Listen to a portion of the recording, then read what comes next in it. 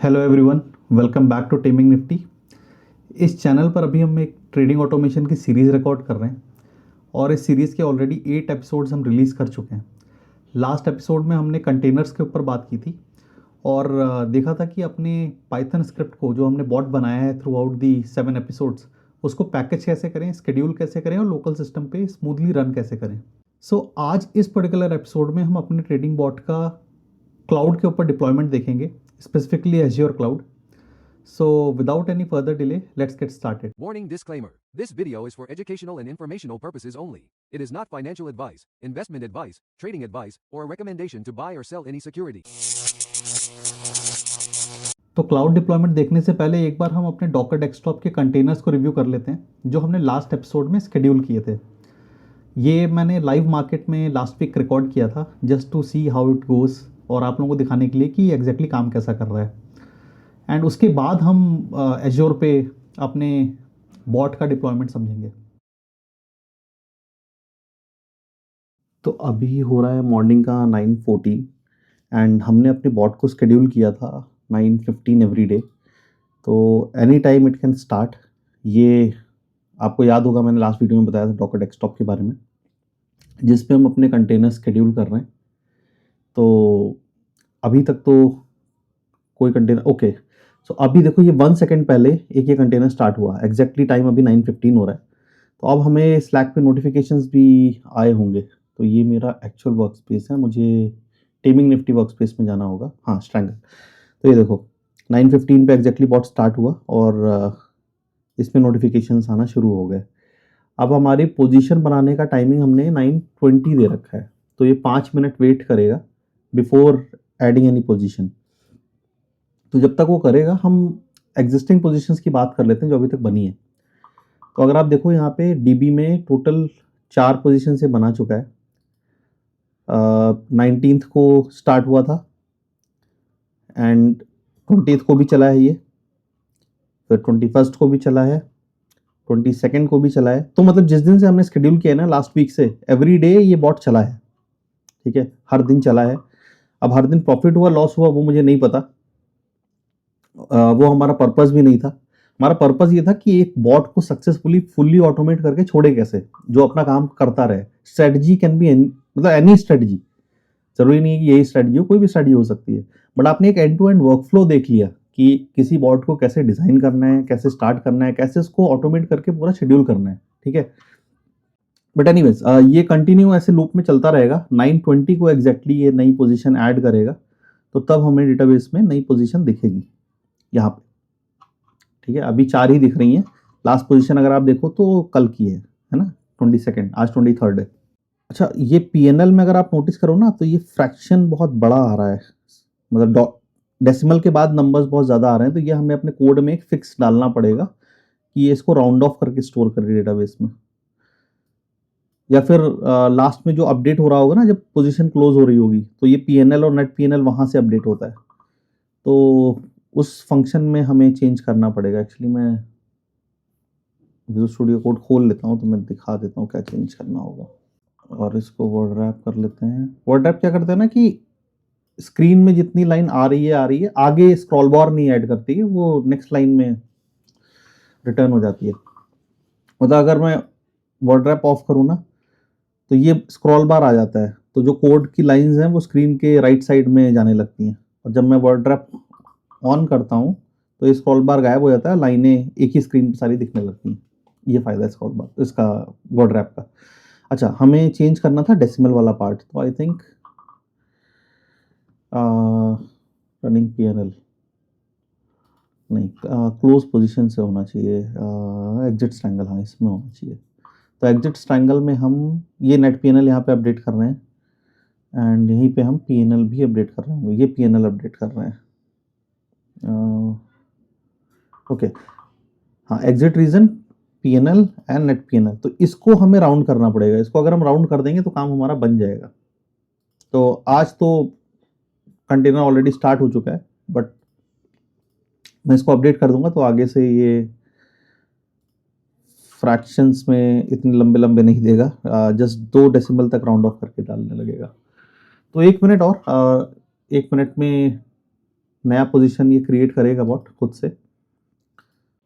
इसमें आप देखोगे ना तो कई सारे बॉट्स चले हैं 5 दिन से, बैक टू बैक जो भी शेड्यूल है सब कुछ चल रहा है। इसमें गोल्ड के भी हैं, मैं गोल्ड का एक नया बॉट टेस्ट कर रहा हूँ तो वो मैंने शेड्यूल कर रखा है। अदरवाइज आप देखोगे स्ट्रैंगल बॉट हर दिन चला है। ये फर्स्ट डे है जब मैं काफ़ी चीज़ें टेस्ट कर रहा था, उसके बाद ये एवरी डे ऑलमोस्ट चला है स्ट्रैंगल बॉट, राइट। तो 920 हो गया है आई थिंक। पहले नोटिफिकेशन आएगा, हाँ, तो ये देखो नोटिफिकेशन आना शुरू हो गया, recording strategy details in MongoDB। इसने पहले ये निफ्टी का LTP निकाला।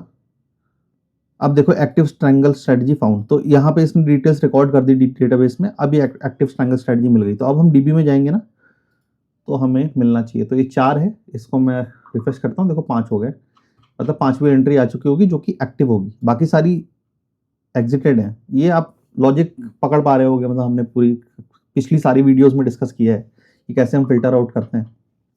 तो अभी ये स्ट्रेटजी का स्टेट एक्टिव है और इसका रनिंग PNL अपडेट होता रहेगा। इसको मैं रिफ्रेश करूं अगर, तो आई थिंक कुछ तो अपडेट हुआ होगा, अभी तक तो नहीं। अच्छा 10 सेकेंड का स्लीप भी दिया हुआ है हमने यहाँ पे, तो ऑलमोस्ट 1 मिनट तो हमें रुकना होगा क्योंकि नए प्राइसेस जब तक नहीं आएंगे, क्योंकि 1 मिनट के OHLC पे हम काम करते हैं, 1 मिनट के OHLC पे काम करते हैं हम। लास्ट में हमने 10 सेकेंड का स्लीप भी डाल रखा है।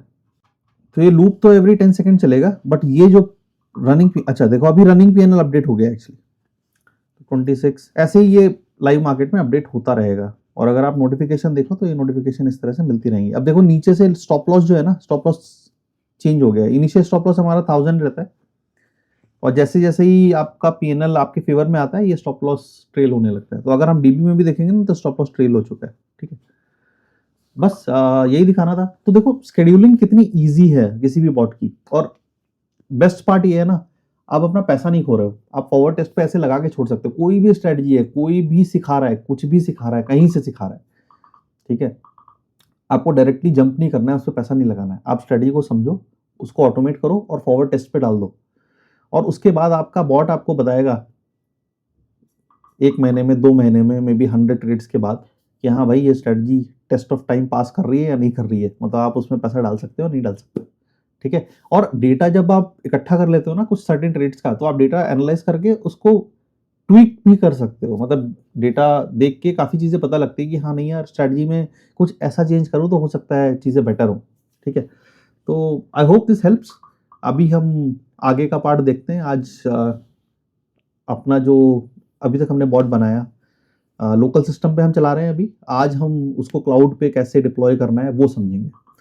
तो लेट्स गेट स्टार्टेड।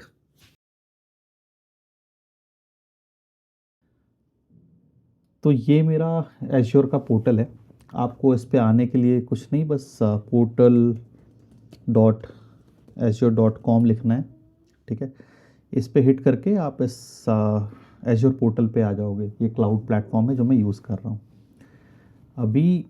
अच्छा इसके लिए आपके पास अकाउंट होना बहुत ज़रूरी है। मेरे पास तो मुझे माइक्रोसॉफ्ट से डिफ़ॉल्ट अकाउंट मिलता है तो मैं वो यूज़ कर रहा हूँ, बट आप अगर फर्स्ट टाइम यूज़ कर रहे हो तो आप ट्रायल अकाउंट बना सकते हो। ट्रायल अकाउंट कैसे बनाना है, तो मैं अकाउंट सेटअप नहीं दिखा रहा हूँ क्योंकि उस पर ऑलरेडी काफ़ी कंटेंट मिल जाएगा आपको। अगर आप यूट्यूब पे आके एश्योर ट्रायल अकाउंट सर्च करोगे तो ऑलरेडी बहुत सारा कंटेंट है। इसमें से कुछ आप थोड़ा रिसर्च करके किसी एक गाइड को फॉलो करके एश्योर पे अपना ट्रायल अकाउंट बना सकते हो, ठीक है। तो मैं ये पार्ट स्किप कर रहा हूँ, इस पर ऑलरेडी अच्छा खासा कंटेंट है, तो आई थिंक आप फॉलो करके ट्रायल अकाउंट बना सकते हो। जब आपके पास एश्योर का ट्रायल अकाउंट है और आप एश्योर के अकाउंट के अंदर लॉगिन कर चुके हो, ये पार्ट उसके आगे का है, ठीक है। तो सबसे पहले हमें, अच्छा लास्ट एपिसोड में हमने डॉकर कंटेनर्स को समझा था, डॉकर इमेजेस क्या होती हैं वो समझा था, डॉकर रजिस्ट्री क्या होती है वो समझा था, लोकल सिस्टम में इमेजेस को बिल्ड करके डॉकर कंटेनर को रन कर कैसे करते हैं, स्केड्यूल कैसे करते हैं, वो सब कुछ समझा था। वीडियो के फर्स्ट पार्ट, इस वीडियो के जो हम देख रहे हैं अभी, इस वीडियो के फर्स्ट पार्ट में मैंने उसके रिजल्ट्स भी दिखाए कि वो स्केड्यूलिंग कैसे काम करी, ठीक है। अभी हम क्या करना चाह रहे हैं कि जो भी कंटेनर हमने लास्ट टाइम लोकल सिस्टम पे चलाया था ना, उसको क्लाउड पे कैसे चलाएं। अब क्लाउड पे चलाने के फ़ायदे क्या हैं, भाई बहुत सारे फ़ायदे हैं कि आप बिजली पे डिपेंडेंट नहीं हो। लेट से आपकी लाइट चली गई, आपका सिस्टम बंद हो सकता है, बट क्लाउड पे ऐसा नहीं होगा। आपका इंटरनेट बंद हो गया तो फेलियर आ सकता है, क्लाउड पे ऐसा नहीं होगा। ठीक है, तो इन सारी चीज़ों से आप बच जाते हो। 100% अप टाइम मिलता है आपको। मैं ऑलमोस्ट कितने 3-4 साल से क्लाउड यूज़ कर रहा हूँ अपने बॉट्स के लिए, लेकिन आज तक मुझे कोई ऐसा फेलियर नहीं मिला। लेकिन हाँ, लोकल सिस्टम पे मैं कई बार फंस चुका हूँ। ठीक है, तो मैं एक्सपीरियंस से ही बता रहा हूँ आपको कि हालांकि जब आप स्टार्ट कर रहे हो तो लोकल सिस्टम पे करना सेंस बनाता है, क्योंकि क्लाउड के अपने कॉस्ट भी हैं। अगर आप क्लाउड पे अपना बॉट रन करना चाहते हो तो वो फ्री ऑफ कॉस्ट नहीं है, बट लोकल सिस्टम पे जब आप चलाते हो तो वो फ्री ऑफ कॉस्ट है। तो थोड़ा बहुत ट्रेड ऑफ है। अब आप चूज़ करो आपके लिए क्या बेटर सूट करता है। मैं दोनों तरीके आपको समझा दे रहा हूँ। लास्ट एपिसोड में लोकल सिस्टम पे हमने समझा, आज हम क्लाउड पे समझेंगे, एज्योर क्लाउड पे स्पेसिफिकली। ठीक है, तो अज्यूमिंग आप अपने एज्योर पोर्टल पे लॉगिन कर चुके हो, तो हमें सबसे पहला जो काम करना है ना, वो कंटेनर रजिस्ट्री बनानी है। अब कंटेनर रजिस्ट्री क्या है, ये हमने लास्ट वीडियो में समझा है, मतलब लास्ट एपिसोड जो इसका था इस सीरीज़ का, उसमें समझा कंटेनर रजिस्ट्रीज क्या होते हैं। तो अगर आप यहाँ पे यूआई पे देखो तो कंटेनर रजिस्ट्रीज यहाँ पे दिख रहा है ऑलरेडी। अगर आपको ये नहीं दिखता है तो आप इसको यहाँ पे सर्च कर सकते हो। आप लिखो यहाँ पे कंटेनर रजिस्ट्रीज, ठीक है, और इसको खोल लो। ठीक है, तो अच्छा, कंटेनर रजिस्ट्री बनाने से पहले हमें एक चीज़ और बनानी पड़ेगी, जो कि है रिसोर्स ग्रुप। अब रिसोर्स ग्रुप क्या होता है, एक तरह का लॉजिकल ग्रुपिंग है जिसमें आप अपने रिसोर्सेज को होल्ड करते हो, या जो भी रिसोर्सेज आप एज्योर पे बनाओगे उनको किसी चीज़ के अंदर रखोगे। एक तरह की अलमारी समझ लो आप, जिसमें अलग अलग सेक्शंस आपने बना रखे हैं। इस सेक्शन में मैं अपनी पैंट्स रखूँगा, इस सेक्शन में अपनी शर्ट्स रखूँगा। या और बेटर एग्जांपल अगर मैं दूँ तो लेट्स से आप अपने रियल वर्ल्ड में फाइल्स मेंटेन करते होगे, फिजिकल फाइल्स। एक डेडिकेटेड फाइल आपकी होगी जिसमें आपके सारे हिस्टोरिकल कॉलेज के डॉक्यूमेंट्स होंगे, राइट। एक हो सकता है आपके पास फाइल हो जिसमें आप अपने सारे एक्सपेंसेस या बिल्स वगैरह रखते होगे। हो सकता है एक फाइल हो जिसमें आपके सारे मेडिकल रिकॉर्ड्स हों। तो ये लॉजिकल ग्रुपिंग कर रखी है आपने, लॉजिकल सेग्रीगेशन है, और इनको अच्छे से मेंटेन कर रहे हो। यही काम रिसोर्स ग्रुप आपको एज्योर में करने में हेल्प करते हैं, लॉजिकल सेपरेशन। ठीक है, तो हम पहले एक रिसोर्स ग्रुप बनाते हैं। रिसोर्स ग्रुप ये देखो यहाँ पे दिख रहा है। अगर नहीं दिखता है तो आप रिसोर्स ग्रुप यहाँ पे एज यूजुअल सर्च कर सकते हो। तो हम क्विकली रिसोर्स ग्रुप पे जाते हैं, और तो रिसोर्स ग्रुप आप अलग अलग रीजन में बना सकते हो। मैं एशिया पैसिफिक सेंट्रल इंडिया में बना रहा हूँ, ठीक है, क्योंकि ऑब्वियसली हम इंडिया में रहते हैं। तो अपना डेटा, तो ये जो जितने ऑप्शंस दिख रहे हैं ना आपको, ये सारे डेटा सेंटर्स हैं एज्योर के अक्रॉस द ग्लोब। ठीक है, तो अगर आप कहीं बहुत दूर का डेटा सेंटर चूज़ करते हो ना, तो आपको हो सकता है लेटेंसी दिखे चीज़ों में। तो आप सेंट्रल इंडिया या इंडिया का कोई भी डेटा सेंटर चूज़ कर लो, ठीक है, और फिर अपने रिसोर्स ग्रुप का नाम देना है आपको। अब मैं नाम दे देता हूँ इसको कुछ भी, माई बॉट्स। ठीक है, अच्छा, अब एक चीज़, नाम देते वक्त ना बीच में स्पेस अलाउड नहीं है, ठीक है, तो ये हटा देता हूँ मैं। कुछ भी नाम दे सकते हो आप अपने मनपसंद, ठीक है। तो मैंने माई बॉट्स नाम दे दिया इसको। अभी इसको रिव्यू एंड क्रिएट करते हैं, and then click on create. तो हमारा रिसोर्स ग्रुप बन चुका है। हम यहाँ पे अगर आप टॉप राइट कॉर्नर में देखो तो गो टू रिसोर्स बोल रहा है। तो ये माई बॉट्स नाम का रिसोर्स ग्रुप आपका क्रिएट हो गया है। अब इस रिसोर्स ग्रुप के अंदर आप चीज़ें बनाना शुरू करोगे, ठीक है। जैसे कि हमने कंटेनर रजिस्ट्रीज के बारे में बात की, तो हम पहले कंटेनर रजिस्ट्री बनाते हैं एक। तो कंटेनर रजिस्ट्रीज में आ जाइए आप, और क्रिएट टॉप लेफ्ट कॉर्नर पे या सेंटर में भी आपको दिख रहा होगा, ठीक है, अगर आप फर्स्ट टाइम बना रहे हो। तो क्रिएट पे क्लिक करना है। सब्सक्रिप्शन वो अपने आप चूज़ कर लेगा, जो भी सब्सक्रिप्शन आपके पास होगा। रिसोर्स ग्रुप अभी हमने जो बनाया वो सेलेक्ट करना है। तो जैसे माई बॉट्स मैंने बनाया, इसको सेलेक्ट कर लेते हैं। फिर रजिस्ट्री, तो रजिस्ट्री का यहाँ पे नाम देना है हमें। अब ये नाम ना यूनिक होना चाहिए, मतलब क्योंकि अच्छा, यूनिक क्यों होना चाहिए, क्योंकि इस नाम से फिर वो एक डोमेन रजिस्टर करता है, मतलब एक पब्लिक यूआरएल रजिस्टर करता है। और पब्लिक यूआरएल्स हमेशा यूनिक होनी चाहिए। सेम साइट्स की 2 यूआरएल नहीं हो सकती हैं, राइट। तो इन शॉर्ट ये समझो आप, यहाँ पे जो आप नाम दोगे वो यूनिक होना चाहिए। तो मैं यहाँ पे बोल देता हूँ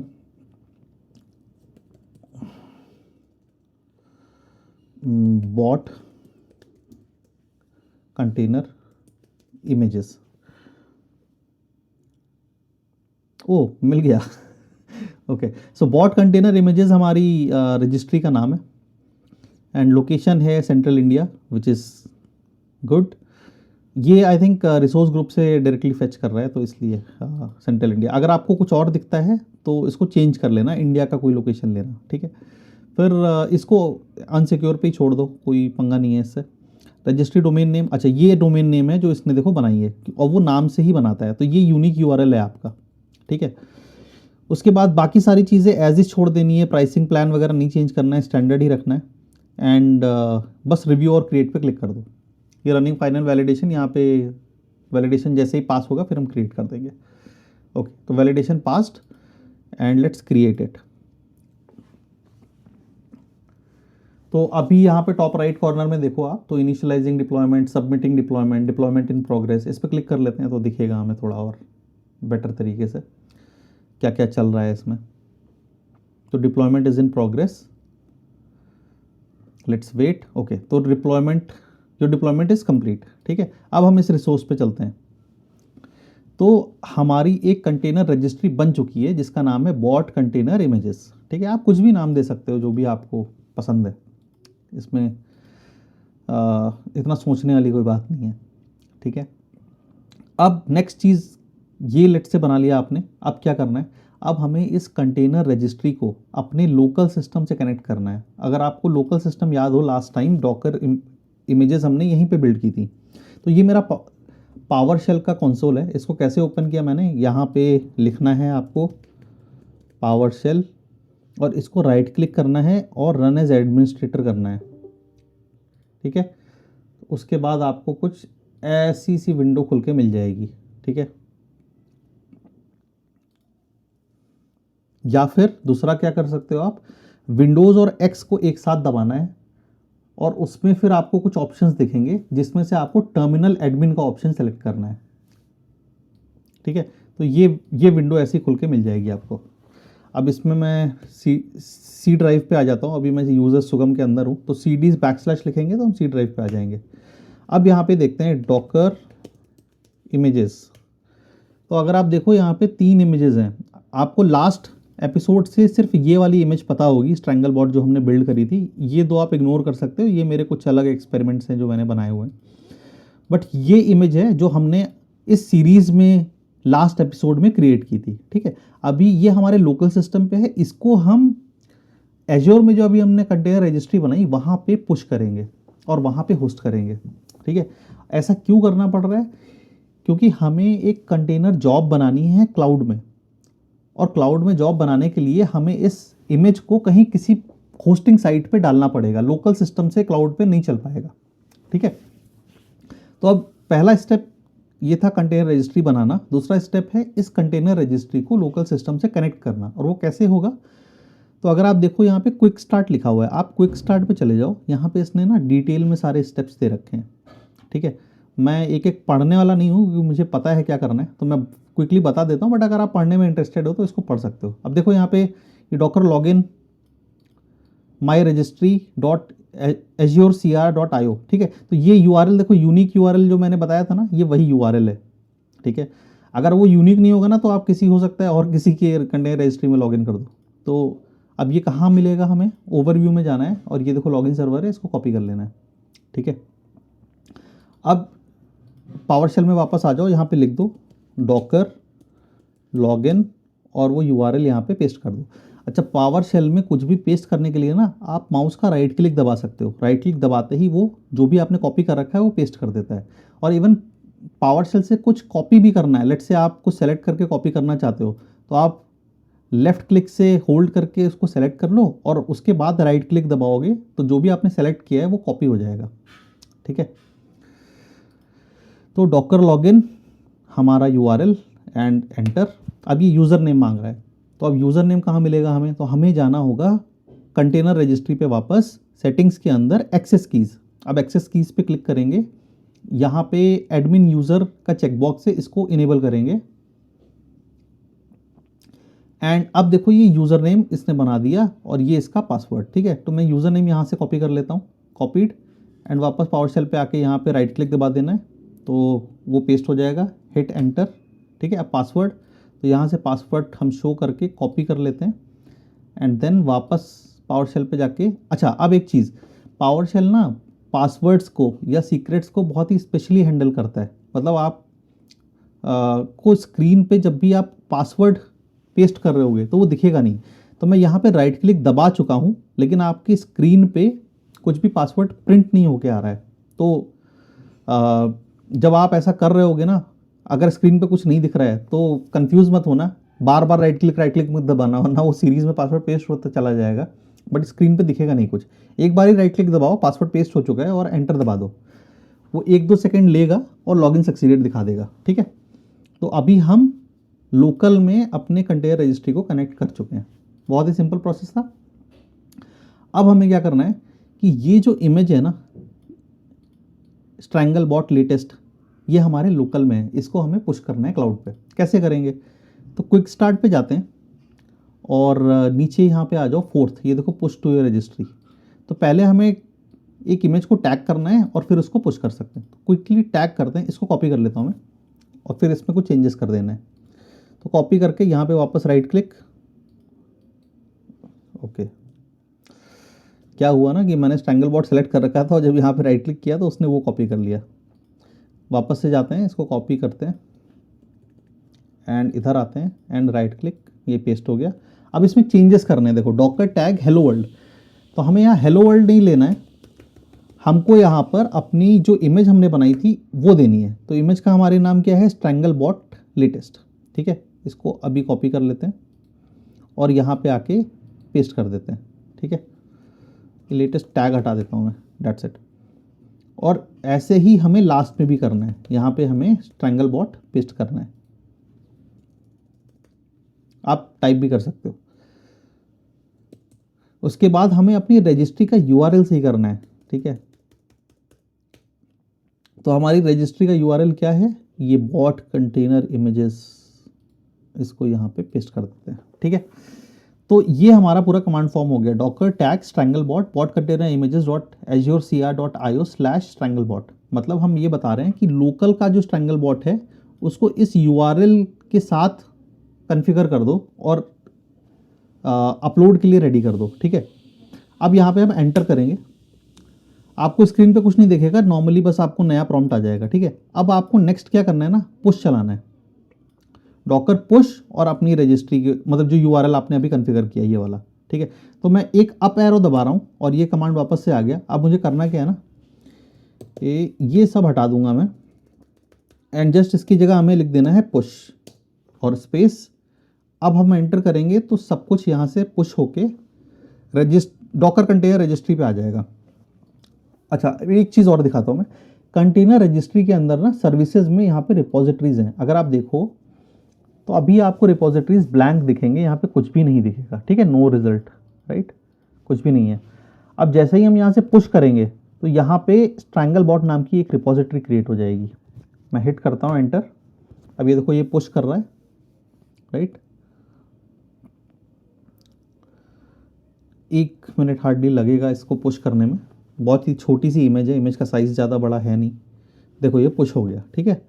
अब अगर हम वापस कंटेनर रजिस्ट्री पे जाते हैं और इसको रिफ्रेश करते हैं तो ये देखो स्ट्रैंगल बॉट आ गया यहाँ पे। तो ये यूआरएल का मतलब क्या था? ये यूआरएल का मतलब है कि ये हमारा कंटेनर रजिस्ट्री और उसके अंदर ये रिपोजिटरी, ठीक है।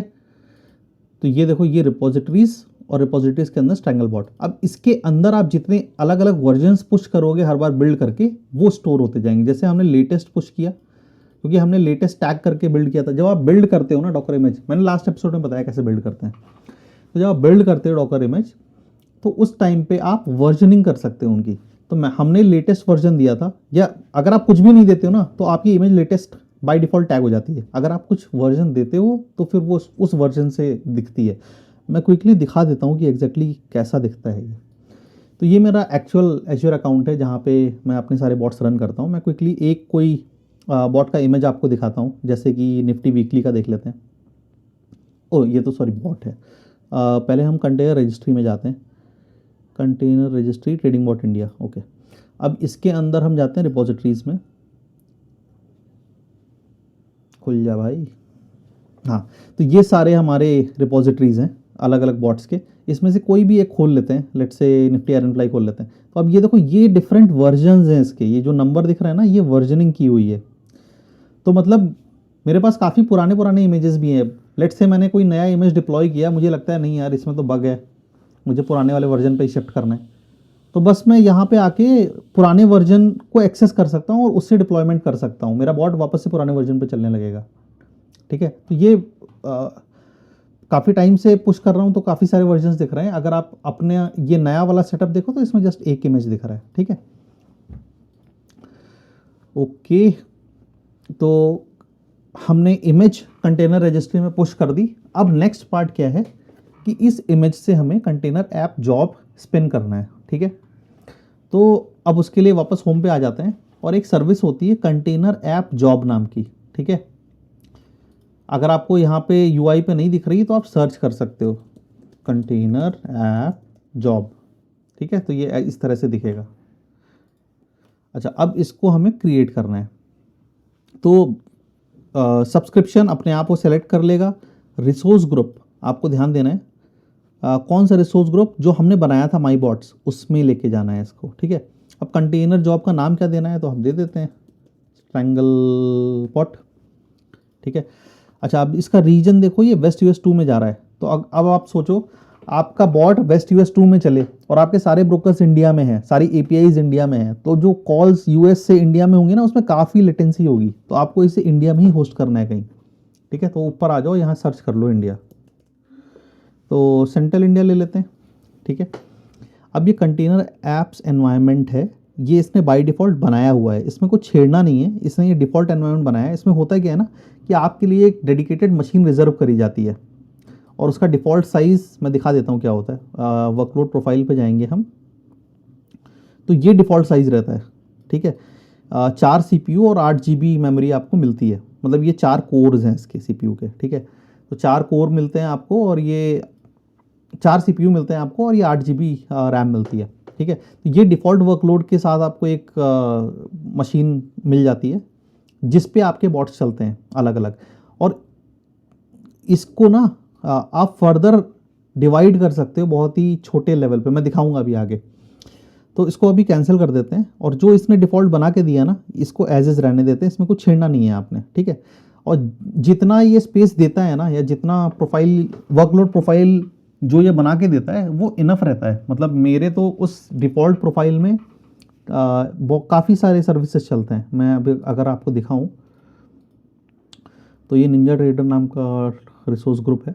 अब इसके अंदर ये सारे ना, ये अलग अलग बॉट्स चल रहे हैं जो सेम वर्कलोड प्रोफाइल पे चल रहे हैं। एक वर्कलोड प्रोफाइल बना रखा है मैंने, जैसे निंजा ट्रेड इंजन्स ईएनवी, ये वर्कलोड प्रोफाइल है। ठीक है, कंटेनर ऐप एनवायरनमेंट है। अब इसमें भी सेम ही यूज़ हो रहा होगा वर्कलोड। तो इसके अंदर देखो ये सारे बॉट चलते हैं, बट इनफ रहता है, मतलब 10-12 सर्विसेज आराम से चला सकते हो आप। ठीक है, वापस आ जाते हैं अपने सेटअप पे। तो इसको आप डिफ़ॉल्ट छोड़ दो। अब नेक्स्ट चीज़ है ट्रिगर टाइप। ट्रिगर टाइप में आपको स्केड्यूल्ड रखना है, मैनुअल नहीं रखना है। ठीक है, मैनुअल मतलब फिर आपको हर बार मैनुअली स्टार्ट करना पड़ेगा। स्केड्यूल्ड मतलब आप एक तरह का स्केड्यूल डाल के टाइम डाल के छोड़ सकते हो और आपकी जॉब उस टाइम पे अपने आप स्टार्ट हो जाएगी। ठीक है, अब टाइम मतलब स्केड्यूल जब आप सेलेक्ट करते हो तो ये नीचे क्रॉन एक्सप्रेशन खुलती है, अगर आप मैनुअल पे होगे तो ये नहीं होती है। ठीक है, तो स्केड्यूल पे क्लिक करके आपको क्रॉन एक्सप्रेशन में यहाँ पे टाइम बताना पड़ता है। अब क्रॉन एक्सप्रेशन का फॉर्मेट होता है एक स्पेसिफिक, वो यहाँ पे इन्होंने समझाया हुआ है किस तरह से। ठीक है, अगर आपको नहीं समझ आता है तो आप गूगल कर लो क्रॉन एक्सप्रेशन। ठीक है, तो कई सारी साइट्स हैं जहाँ पे आप इंग्लिश में टाइम डालते हो और वो क्रॉन एक्सप्रेशन में कन्वर्ट करके दे देता है। कोई भी साइट खोल लो इसमें से। ठीक है, तो ये इस तरह से आपको एक एक चीज़ यहाँ पे समझाई हुई है। नहीं समझ में आता है आप चैट जीपीटी खोल लो या जेमिनी खोल लो, कोई भी एआई का हेल्प ले लो, वो आपको क्रॉन एक्सप्रेशन बना के दे देगा जिस टाइम का चाहिए आपको। ठीक है, अच्छा, अब एक और इम्पॉर्टेंट चीज़, यहाँ पे जो टाइम आप डालोगे ना वो IST में नहीं, वो आपको UTC में डालना होगा, वरना स्केड्यूलिंग आपकी गलत टाइम पे चलेगी। मतलब यहाँ पे टाइम ये UTC में एक्सपेक्ट कर रहा है, IST में नहीं एक्सपेक्ट कर रहा है। तो लेट्स से मॉर्निंग में आपको 9:13 पे अगर बॉट शेड्यूल करना है तो पहले IST 9:13 को आपको UTC में कन्वर्ट करना पड़ेगा और उसका क्रॉन एक्सप्रेशन यहाँ पे डालना पड़ेगा। तो मैं समझाता हूँ क्या हुआ। 9:13 AM IST टू UTC ऐसे लिखो। तो ये देखो को पायलट ने फटाफट बता दिया, 9:13 AM IST is 3:43 AM in UTC। ठीक है, 3:43 AM UTC का। अब इस 3:43 AM को हमें क्रॉन में कन्वर्ट करना है। ठीक है, तो वापस से पूछ भी सकते हो,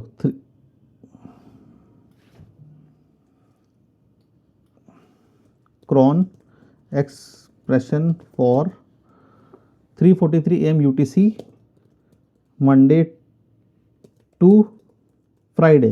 ठीक है, अब देखो ये क्रॉन एक्सप्रेशन बना के देना चाहिए इसको, तो ये देखो इसने बना के दे दी क्रॉन एक्सप्रेशन। ठीक है, तो आपको AI अच्छे से यूज़ करना है, आपको गूगल अच्छे से यूज़ करना आना चाहिए, तो चीज़ें आपके लिए आसान हो जाएंगी। देखो यार कई बार ना एक्सप्लेनेशन करते वक्त या वीडियोस बनाते वक्त हम लोग हर एक चीज़ नहीं बता पाते हैं, कई बार चीज़ें स्लिप हो जाती हैं, मिस हो जाती हैं। तो उस केस में आपको करना ये है कि आपको थोड़ी मेहनत खुद से करनी है। आपको देखो यार, जब तक खुद से एफर्ट नहीं डालोगे तो हर एक चीज़ टफ है। आपको सर्च करना आना चाहिए, रिसर्च करनी आनी चाहिए। आज कल की दुनिया में हर एक चीज़ पॉसिबल है, सब कुछ इंटरनेट पे अवेलेबल है आपके लिए। ठीक है, और आजकल तो AI की हेल्प से काफ़ी कुछ कर सकते हो आप। तो ये क्रॉन एक्सप्रेशन मिल गई। अब मैं अपने एग्जिस्टिंग बॉट्स में दिखाता हूँ कि मैंने क्या कर रखा है। तो लेट्स से जैसे ये निफ्टी वीकली वाली जॉब है, काफ़ी स्लो लोड हो रहा है आज। ओके, तो इसका स्केड्यूल देखो, ये क्रॉन एक्सप्रेशन देखो, 14:43 **15 ये एग्जैक्टली मॉर्निंग 9:13 डेली चलती है। ठीक है, अब इसकी एग्जीक्यूशन हिस्ट्री देख लो आप, तो ये डेली चलती है, ये आज भी चल रही है एक्चुअली, बट आज इसको नहीं चलना चाहिए था। आज 26 जनवरी है, तो 26 जनवरी मार्केट हमारी बंद है, बट यहाँ पे पब्लिक हॉलीडेज एक्सक्लूड करने का कोई तरीका था नहीं, तो ये इसलिए आज भी फायर हुई है देखो, और ये अभी एग्जीक्यूट हो रही है। ठीक है, तो ये देखो डेली चलती है, और ये 6 घंटे 15 मिनट 13 सेकेंड डेली चलती है जॉब। ठीक है,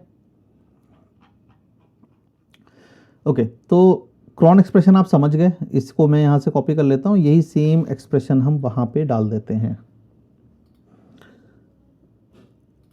तो यहाँ पे आपको क्रॉन देना है। ठीक है, please enter valid cron expression. क्या गड़बड़ डाल दिया हमने, वैलिड ही तो है ये। अच्छा, स्पेस, स्टार्टिंग में स्पेस है, हाँ। ओके, तो अभी नेक्स्ट, अच्छा अब एक चीज़, आपके कंटेनर का नाम यहाँ पे आपने दे दिया, इमेज सोर्स, मतलब आपकी इमेज कहाँ पे होस्टेड है।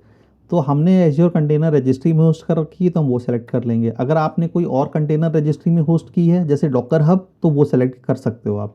डॉकर हब का अकाउंट हमने लास्ट वीडियो में बनाया था, लास्ट एपिसोड में, बट हमने उसको यूज़ नहीं किया, हमने कंटेनर रजिस्ट्री पे शिफ्ट कर दिया।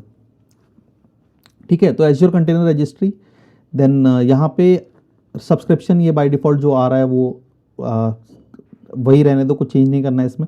अब यहाँ पे रजिस्ट्री सेलेक्ट करनी है आपको, तो जो हमने अभी बनाई थी ना बॉट कंटेनर इमेजेस, उसको सेलेक्ट कर लेना है।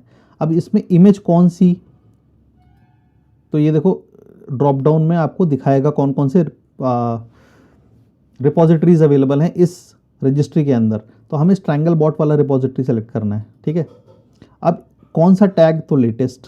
ठीक है, बाकी इसमें कुछ नहीं छेड़ना है, ये सब एज इज रहने दो। वर्कलोड, अच्छा अब देखो ये वर्कलोड प्रोफाइल वही सेम चीज़ आ गई ना, जो वर्कलोड प्रोफाइल उस समय बनी थी वही वर्कलोड प्रोफाइल यहाँ पे यूज़ हो रही है। 4 CPUs 8 GB मेमोरी। अब ये तो पूरा VM का साइज़ है, बट इस पर्टिकुलर जॉब को जो आप बना रहे हो, इसको कितना एलोकेट करना है वो आप कंट्रोल कर सकते हो, और वो यहाँ से कंट्रोल होता है, CPU एंड मेमोरी। तो आप बहुत ही छोटे लेवल पे कंट्रोल कर सकते हो। आपको लगता है कि आपकी पाइथन सी, मतलब end of the day bot में क्या कर रहे हो, एक पाइथन की स्क्रिप्ट ही चला रहे हो ना, उसको चलने के लिए क्या मतलब बहुत बड़ी मशीन तो नहीं चाहिए, कम रिसोर्सेज में भी चल जाती है वो। तो आप चाहो तो 0.25 CPU कोर्स और 0.5 मेमोरी तक कंट्रोल कर सकते हो। मतलब इस टोटल साइज में आप 16 जॉब्स पैरेलली चला पाओगे। तो मैं इसको 0.5 कोर और 1 GB मेमोरी पे ही छोड़ रहा हूँ, बट ये चीज़ आप कंट्रोल कर सकते हो, कहना ये है बस, ठीक है। और अच्छा, ये GPU हमें ऐसे ही छोड़ देना है क्योंकि हम ऑब्वियसली ग्राफिक रिलेटेड तो कुछ कर नहीं रहे हैं अपने जॉब में, तो चाहिए नहीं GPU। अब बहुत इंपॉर्टेंट चीज़ है एनवायरनमेंट वेरिएबल्स। अब एनवायरनमेंट वेरिएबल्स को मैं ना पिछले कई एपिसोड्स में थोड़ा थोड़ा कवर कर चुका हूँ। आपके सिस्टम में जहाँ पे जॉब चल रही है वहाँ पे एनवायरनमेंट वेरिएबल्स होते हैं, हर सिस्टम पे, बीट लिनक्स, बीट मतलब विंडोज़, बीट मैक, हर जगह।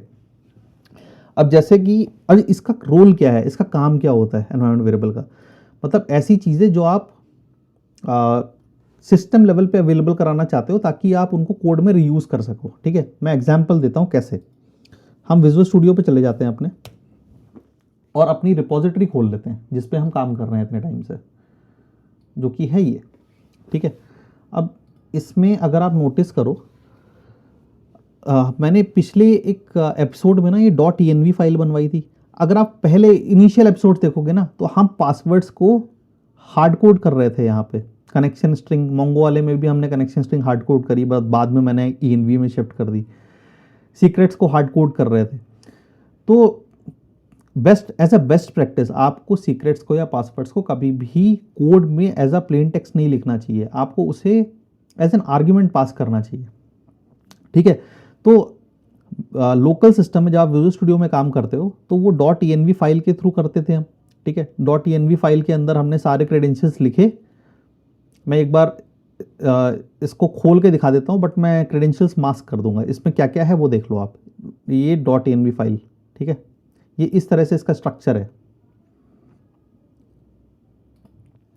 तो .env फाइल में सारे क्रेडेंशियल्स हैं, और इन क्रेडेंशियल्स को कोड में हम लेके कैसे आते हैं, कोड में हम लाते हैं इस तरह से। अब जैसे ये कनेक्शन स्ट्रिंग हम .env फाइल से रीड कर रहे हैं, ठीक है, तो ये कनेक्शन स्ट्रिंग रीड करने के लिए हमें os.getEnv और वापस कनेक्शन स्ट्रिंग डालना है। ये कनेक्शन स्ट्रिंग हमने .env में डिफाइन की हुई है। अब इसको कैसे पता कि ये वहां से लेके आना है, तो इससे पहले हमें ये 2 लाइन ऑफ कोड लिखना पड़ता है इस फाइल को लोड करने के लिए, ठीक है, एनवायरनमेंट में लोड करने के लिए, ठीक है। अब ऐसे ही कनेक्शन स्ट्रिंग के बाद हमने देखो यहाँ पे स्लैक टोकन यहाँ पे कॉल किया हुआ है, ठीक है। तो ये तो जब आप विजुअल स्टूडियो कोड में काम करते हो .env फाइल यूज कर लेते हो। अगर लास्ट एपिसोड आपने देखा हो, एपिसोड 8 जिसमें कंटेनर्स हमने शेड्यूल किए थे, उसमें जब हम कंटेनर चला रहे थे तो ये जो क्रेडेंशियल्स जितने हैं ना वो हम रन टाइम पे पास कर रहे थे as an argument, docker run -e, और उसके बाद हम सारे पासवर्ड्स जितने जो भी चीज़ें हैं वो हम पास कर रहे थे। तो ये तो लोकल सिस्टम पे चलाने की बात होगी। क्लाउड में क्या करना है, क्लाउड में आपको ऑप्शन देता है एज्योर। अगर आप यहाँ पे देखो तो यहाँ पे आप एनवायरनमेंट वेरिएबल्स डिफाइन कर सकते हो क्या क्या आएगा, ठीक है। तो मैं क्विकली इनको फिल कर देता हूँ। तो हमें क्या करना होगा, यहाँ अब जो जो वेरिएबल्स मैंने दिखाई थी ना वो सब यहाँ पे क्रिएट कर देंगे जो हम अपने कोड में यूज़ कर रहे हैं। जैसे कि ये सारे वेरिएबल्स का मतलब क्या है, क्यों यूज़ हो रही हैं, ये सब हम पहले एपिसोड्स में कवर कर चुके हैं। अगर आपने नहीं देखे हैं तो प्लीज़ देखो, ठीक है।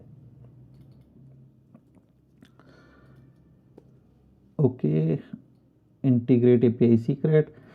अब आपके ब्रोकर के हिसाब से ये वैल्यूज़ चेंज होंगी, मतलब हो सकता है आपके यहाँ एपीआई टोकन यूज़ होता हो, टीओटीपी का कॉन्सेप्ट ही ना हो, तो वो ब्रोकर टू ब्रोकर चीज़ें थोड़ी सी डिफर करेंगी, बट बहुत टफ नहीं है यार, सब इजी है। अच्छा, अब एक चीज़ देखो, ये स्लैक टोकन भी हम as a environment variable use करते हैं, बट हम इसको यहाँ पे डिफाइन नहीं करेंगे क्योंकि यहाँ पे हम प्लेन टेक्स्ट में पासवर्ड्स दे रहे हैं, ठीक है।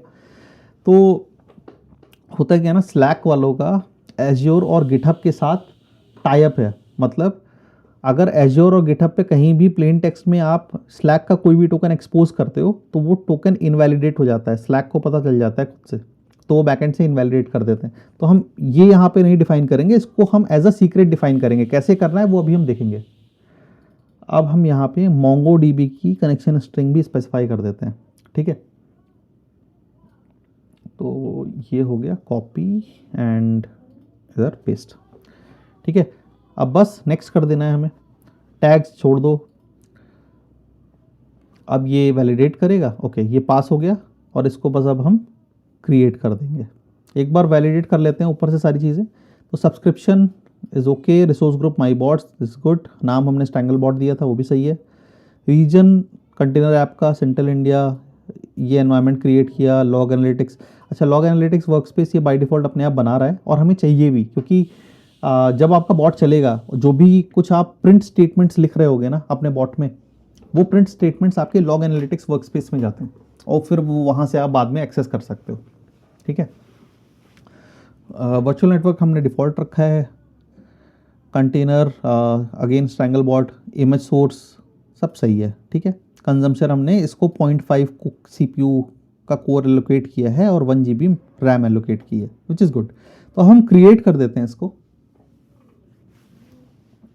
तो यहाँ पे initialising deployment, submitting deployment and deployment in progress. अब ये थोड़ा सा टाइम लेगा पूरा डिप्लॉय होने में, क्योंकि सर्विस जॉब पूरी वो कॉन्फ़िगर करनी पड़ेगी उसे। तो जब तक ये कर रहा है ना, मैं आपको अपना जो एक्चुअल अकाउंट है जहाँ पे मेरे बॉट चलते हैं उसका ओवरव्यू देता हूँ, वहाँ पे चीज़ें कैसे कॉन्फ़िगर्ड हैं। तो पहले तो हम कॉस्टिंग की बात करते हैं कि महीने का खर्चा कितना आता है भैया ये सब करने में।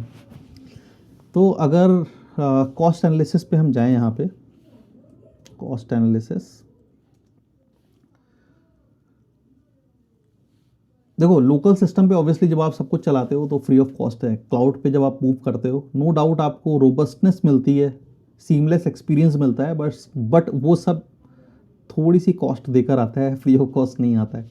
तो अगर आप बिगनर हो मे बी और अभी जस्ट स्टार्ट आउट कर रहे हो, तो आप, मेरी रिकमेंडेशन ये रहेगी आप लोकल पे चीज़ें चलाओ।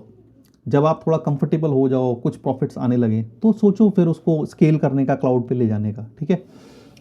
तो अभी यहाँ पे रिसोर्सेज पे आ जाते हैं और अक्टूबर मंथ से खर्चे देखते हैं हर महीने के। तो अगर आप देखो अक्टूबर 2025 में ऑलमोस्ट 12,000 का खर्चा था मेरा क्लाउड पे, एश्योर पे। ऐसे ही नवंबर में ऑलमोस्ट 11,000 का खर्चा था। दिसंबर में अगेन 11,900 का खर्चा था। तो रफली मुझे इतना कॉस्ट पर मंथ जाता है। अब इसमें कुछ कॉस्ट तो बॉट से आता है, कुछ और मेरे एक्सपेरिमेंट्स रन होते हैं तो उनसे आता है। बट इन शॉर्ट, अगर आप क्लाउड पे मूव करते हो, लेट्स से एक बॉट रन करते हो या एक जॉब रन करते हो, तो कितना खर्चा आप एक्सपेक्ट कर सकते हो मंथली। तो आपको पहले तो ये लॉग एनालिटिक्स वर्कस्पेस का खर्चा आने वाला है। ठीक है। तो ये 1,000 रुपये तो ये मान लो महीने का। ठीक है। कंटेनर रजिस्ट्री का खर्चा आने वाला है, क्योंकि आप इमेजेस स्टोर करोगे। ठीक है। तो ये 1,000-2,000 रुपये मान लो ये। उसके बाद फिर जो आपकी जॉब चलेगी मंथली, उसका खर्चा होगा। जैसे कि अगर आप इक्विटी ट्रेड कर रहे हो तो 6-7 घंटे के लिए चलेगी, तो ये निफ्टी वीकली वाली क्रेडिट स्प्रेड वाला बॉट है मेरा, जो इक्विटी मार्केट्स के हिसाब से चलता है। तो इसका मंथली कॉस्ट ऑलमोस्ट 550 रुपये के आसपास आ रहा है। तो 2,000, 2,500, मतलब 2,500 से 3,000 के बीच की कॉस्टिंग मान लो आप मंथली एक बॉट को रन करने में। अब जब आप ये बॉट्स और स्केल करते हो, ज़्यादा बॉट चलाते हो, तो ये कॉस्ट जो है ना, ये फिक्स रहने वाली है, मतलब इतनी जल्दी नहीं बढ़ेगी। बस अब अलग अलग जॉब्स का खर्चा अलग अलग आएगा। मैं थोड़ा सा इसको व्यू चेंज करता हूँ तो और बेटर समझा पाऊँगा। रिसोर्स ग्रुप पे चलते हैं एंड रिसोर्स ग्रुप में हम निंजा ट्रेडर वाला जो रिसोर्स ग्रुप है ना मिला, इसमें मैंने सारे जॉब्स डिप्लॉय कर रखे हैं। तो अब यहाँ पे देखो क्या खर्चा आ रहा है। तो ये जैन का बता रहा है, अभी हम चलते हैं दिसंबर में लेट से। हाँ, तो अब ये मेरा नेट गेटवे है। नेट गेटवे यार मुझे इसलिए बनाना पड़ा था, ये स्टैटिक आईपी वाला पंगा आया था सेबी की वजह से। तो नेट गेटवे का ही सबसे ज़्यादा कॉस्ट आता है मेरा, 4,000 कुछ का। ठीक है। अगर आप लोकल सिस्टम पे चला रहे हो तो स्टैटिक आईपी के लिए आपको अपने इंटरनेट सर्विस प्रोवाइडर से बात करनी होगी, जैसे कि एयरटेल हो गया, जियो हो गया, जिसका भी नेट यूज़ कर रहे हो, ब्रॉडबैंड यूज़ कर रहे हो, उनको कॉल करके आप मंथली बोल सकते हो कि भाई मुझे स्टैटिक आईपी चाहिए। अब स्टैटिक आईपी क्या है, डायनेमिक आईपी क्या होता है, ये सब मैं, इस वीडियो का टॉपिक नहीं है वो हम कभी और डिस्कस करेंगे। बट इन शॉर्ट, वो प्रॉब्लम सॉल्व करने के लिए मुझे एक नेट गेटवे बनाना पड़ा।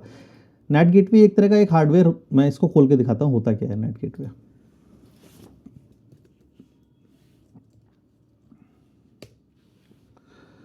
नेट गेटवे क्या करता है, आपको कॉन्फ़िगर आउटबाउंड आईपी एड्रेस कर सकते हो यहाँ पे। मतलब ये एक फिजिकल हार्डवेयर टाइप का आपके नेटवर्क के आगे लग जाता है और जितनी भी कॉल्स आपकी ऑर्गेनाइजेशन से आउटबाउंड जा रही होंगी या आपके नेटवर्क से आउटबाउंड कॉल्स जा रही हैं वो सारी इस आईपी से होके जाने लगती हैं। तो यहाँ पे आप डेडिकेटेड आईपी आप स्पेसिफाई कर सकते हो, ये स्टैटिक आईपी है, ठीक है।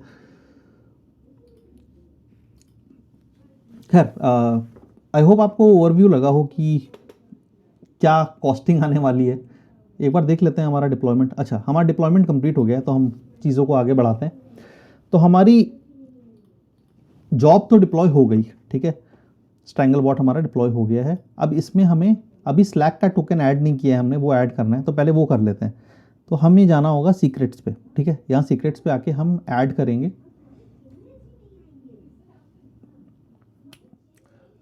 और यहाँ पे slack token container app secrets and इसमें हम अपना सीक्रेट पेस्ट कर देंगे,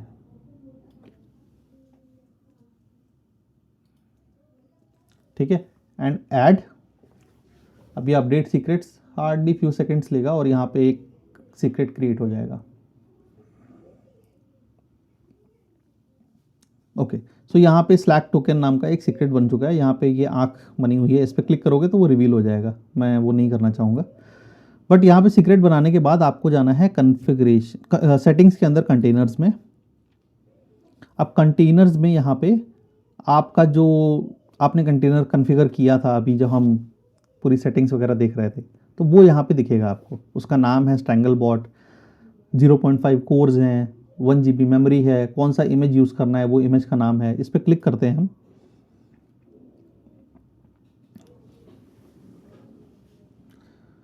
तो अब यहाँ पे देखो एज्योर कंटेनर रजिस्ट्री का नाम यहाँ पे आ रहा है, कौन सा इमेज लेना है वो आ रहा है, कौन सा इमेज का टैग लेना है वो आ रहा है। अच्छा, अगर ये चीज़ मैं ना अपने दूसरे बॉट में दिखाऊँ ना तो आप और बेहतर समझ पाओगे। ये वाला खोल लेते हैं बॉट, कंटेनर्स पे जाते हैं, इस पे जाते हैं। तो अब यहाँ पे अगर आप देखो, थोड़ा सा टाइम लेगा ये लोड होने में। हाँ, तो निफ्टी वीकली वाला मेरा ये रिपोजिटरी यूज़ कर रहा है या इमेज यूज़ कर रहा है और उसका कौन सा वर्जन चलाना है ना वो आप यहाँ से सेलेक्ट कर सकते हो। तो उस पर्टिकुलर वर्जन से ये जॉब चलने लगेगी, ठीक है। अब जब भी आप नया वापस से बिल्ड करते हो, कोड में कुछ चेंजेस करते हो, नया बिल्ड करते हो, वापस से इमेज पुश करते हो, तो यहाँ पे आके ना ये इमेज का वर्जन आपको चेंज करना पड़ता है। जैसे कि अभी ये 18496 से चल रहा है और उसके बाद एक और वर्जन मैंने पुश किया है बट अभी डिप्लॉय नहीं किया है, ठीक है। तो ये एक वर्जन पुराने पे चल रहा है ये बॉट, ठीक है। वापस चलते हैं। यहाँ पे हमें कुछ चेंज करना नहीं है, हमें जाना है एनवायरनमेंट वेरिएबल्स पे और यहाँ पे स्लैक टोकन ऐड करना है। तो स्लैक टोकन के लिए ये और रेफरेंस अ सीक्रेट एंड यहाँ से हम स्लैक टोकन को चूज़ कर लेंगे और इसको सेव कर देंगे एंड इसको अप्लाई कर देंगे, ठीक है। तो ये अपडेट कर रहा है, updating containers and any associated job configuration, ठीक है। तो हार्डली 1 मिनट लेगा और ये अपडेट हो जाएगी जॉब। जब तक ये हो रहा है तब तक मैं एक बार स्लैक खोल लेता हूँ क्योंकि नेक्स्ट मुझे ये जॉब चला के दिखानी है आपको, तो उसका नोटिफिकेशन स्लैक में आएगा।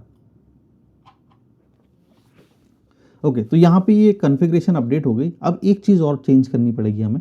अगर हम कॉन्फ़िगरेशन पे जाएं तो यहाँ पे अगर आप देखो ना, मतलब पहले ओवरव्यू पे देख लो। ओवरव्यू पे आपको यहाँ पे कॉन्फ़िगरेशन में रेप्लिका टाइम आउट दिखा रहा है। ये रेप्लिका टाइम आउट 1800 सेकेंड है, मतलब आपकी जॉब स्टार्ट होगी 1800 सेकेंड्स तक वो चलती रहेगी। अगर आपका काम उतने टाइम में हुआ तो हुआ, वरना ये अपने आप एग्जिट कर जाएगी, ठीक है। ये टाइम आउट होता है, तो आपको ये लिमिट बढ़ानी पड़ेगी। 1800 सेकेंड्स इज़ वेरी लेस, ठीक है। तो आपको ऑलमोस्ट 6-7 घंटे के लिए चलाना है पूरे मार्केट आवर्स कवर करने के लिए, तो आपको ये वैल्यू चेंज करनी पड़ेगी। जैसे मैंने अपने बॉट में ये वैल्यू चेंज कर रखी है। तो मैं अगर यहाँ पे आपको ओवरव्यू में दिखाऊं तो इस बॉट के लिए मैं 25,000 का रेप्लिका यूज़ करता हूँ, रेप्लिका टाइम आउट यूज़ करता हूँ, ठीक है। तो आप चाहो तो इसको यहाँ से चेंज कर सकते हो या फिर कॉन्फ़िगरेशन से भी चेंज कर सकते हो, ठीक है, कहीं से भी चेंज कर लो। तो इसको मैं 25,000 कर देता हूँ। बाकी इसमें हमें और कुछ नहीं छेड़ना है, ठीक है। इसको एज इज़ रखना है, इसको अप्लाई कर देना है। अच्छा, अब जब भी जॉब चलेगी ना ये, तो आपको ये एग्जीक्यूशन हिस्ट्री के अंदर उसका एग्जीक्यूशन दिखेगा, जैसे कि मेरे एक्चुअल बॉट्स में दिखता है। अगर मैं एग्जीक्यूशन हिस्ट्री में जाऊँ तो यहाँ पे एग्जीक्यूशन हिस्ट्री में सब कुछ दिखता है। और अगर आप इसके लॉग्स देखना चाहो, जैसे लेट्स से ये वाला रन चला था कब, 23 तारीख को चला था, या कोई भी पुराना रन का लॉग देखना है तो मुझे बस यहाँ पे लॉग्स में कंसोल पे आके क्लिक करना है, तो ये उस दिन के लॉग्स दिखाने लगेगा। थोड़ा टाइम लेगा लोड करने के लिए। ये देखो इस तरह से किस किस टाइम पे क्या क्या हुआ वो सब कुछ यहाँ पे पूरा लॉगिंग रहती है। ठीक है, जितने प्रिंट स्टेटमेंट्स दिए हैं वो लॉग एस के अंदर आपको दिखते हैं।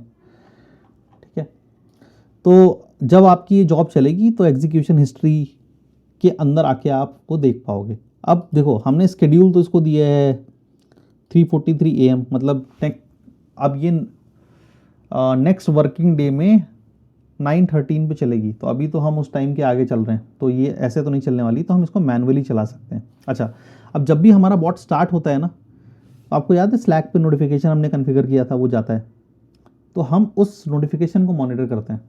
तो ये स्लैक है हमारा, ये हमारा स्ट्रैंगल का चैनल बना हुआ है। अब यहाँ पे देखो इसमें ये वाइल लूप स्टार्टेड, ये पुराना मैसेज है। ठीक है, 10:12 ये रात का है, येस्टरडे नाइट। ठीक है, अब हम जब इसको स्टार्ट करेंगे अभी, तो यहाँ पे फ्रेश मैसेज आना चाहिए, विच मीन्स कि हमारा बॉट सक्सेसफुली कॉन्फ़िगर हो गया।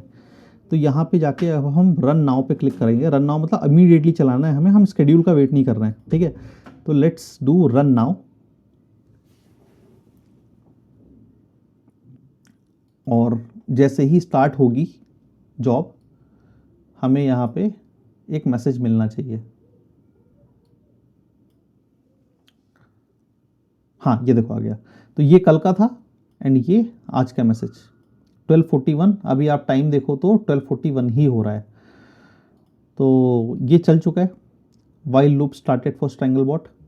और अब हम अगर हिस्ट्री में जाके देखें, एग्जीक्यूशन हिस्ट्री में, तो यहाँ पे ये देखो स्ट्रैंगल बॉट चल रहा है रनिंग। और थोड़ा सा टाइम हम वेट करेंगे तो कंसोल में हमें लॉग्स भी दिखने लगेंगे। इमीडिएट नहीं दिखते हैं, थोड़ा सा टाइम लेता है ये सब कुछ अपडेट करने में। बट ये पूरा एंड टू एंड डिप्लॉयमेंट था। ठीक है, अच्छा अभी जो वो स्टैटिक आईपी वाली चीज़ थी, उसके लिए आपको ना इस बॉट के आगे एक नैट गेटवे लगाना पड़ेगा। तो वो हम नहीं कवर कर रहे हैं अभी के लिए, वो किसी और वीडियो में कवर करूँगा मैं। बट आई थिंक स्टार्ट करने के लिए आपके लिए ये इनफ है। और क्लाउड डिप्लॉयमेंट आप समझ चुके हो आपके बॉट का कैसा होता है। अब ये सब ना, ये आपको वन टाइम एक्टिविटी है, ये बार बार नहीं करना है। अब लेट्स से नेक्स्ट टाइम जब आप बिल्ड करोगे, नया वर्जन पुश करोगे, तो इस स्ट्रैंगल बॉट में जाके आपको कंटेनर्स में जाके बस यहाँ पे इसका वर्जन चेंज करना होगा। ये जो वर्जन आ रहा है ना यहाँ पे, अभी लेटेस्ट दिखाएगा आपके लिए, तो ये वर्जन यहाँ पे नया दिखेगा और वो आपको सेलेक्ट करना होगा हर बार। अब ये पूरा हमने मैनुअली किया सब कुछ, या ये डिप्लॉयमेंट जो है ना इमेज का, ये मैनुअल करोगे आप, बट ये पूरा एंड टू एंड ऑटोमेट भी कर सकते हो। उसको बोलते हैं CI/CD, जो कि नेक्स्ट वीडियो होने वाली है, कि जो कुछ हमने ये सर्कस किया ना आज, इसको पूरा एंड टू एंड ऑटोमेट कैसे करें। मतलब हम उस स्टेज में जाना चाहते हैं जहाँ पे हम लोकल सिस्टम पे अपना कोड लिखें। जैसे लेट्स से मुझे कोई चेंज करना है इस पर्टिकुलर बॉट में, मैं बस चेंज करूं, कमिट करूं लोकल सिस्टम पे और यहाँ से पुश कर दूं, मतलब ये सिंक कर दूं, और वो अपने आप क्लाउड में जाके डिप्लॉय हो जाए, मुझे कुछ भी ना करना पड़े, नेक्स्ट डे अपने आप चल जाए। वो लेवल ऑफ ऑटोमेशन हम अचीव करने वाले हैं। ठीक है, तो एक और वीडियो और वो एंड टू एंड पूरा सीमलेस एक्सपीरियंस आपको मिल जाएगा। ठीक है, तो that's been my time, thank you for watching. बस यही था क्लाउड डिप्लॉयमेंट में। आई होप बहुत टफ नहीं था, मैं बहुत ही ईजिली समझा पाया आप लोगों को, चीज़ें काफ़ी सिंपल रखने की कोशिश की। अगर आपको वीडियो अच्छा लगा है तो प्लीज़ लाइक करिए, शेयर करिए, सब्सक्राइब करिए। देखो ये वीडियोस बनाने में यार बहुत मेहनत जाती है, तो आपका लाइक या comment really lifts my spirits. ठीक है, तो मुझे काफ़ी मोटिवेशन मिलता है। So thank you for watching and see you in next video.